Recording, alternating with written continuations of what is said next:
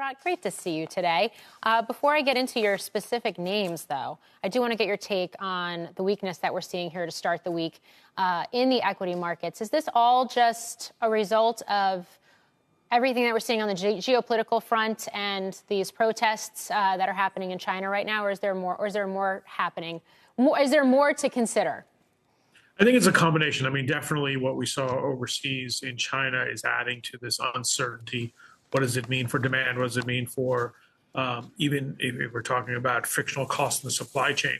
But I think overall, the market is now looking ahead to next year and saying where are earnings going to be on the S&P and where are earnings going to be in specific sectors. And I think that's where, as investors, we need to be a little bit careful, because if you start extrapolating where earnings are going to be, and we really haven't seen earnings come down meaningfully.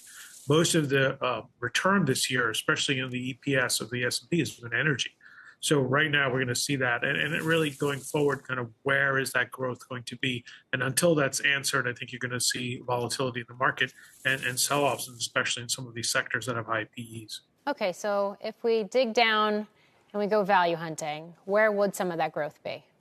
So the way I want to frame it is to look at companies that will not be affected that much by a potential decline in the overall market or in an earnings basis. So look at companies that have a margin of safety and whose earnings aren't really that, quote, inflated or high PEs.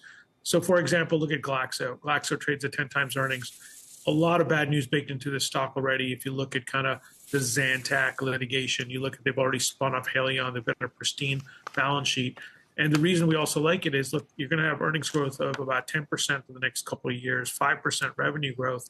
And if you look at their pipeline, what's really important is, as we've gone through COVID, really people have not gone out and gotten new vaccines. And the pipeline for Glaxo, a lot of it is focused on vaccines like the shingles vaccine and a couple others. So if you look at this at macro level, it's not going to be affected that much no matter really what goes on in the world.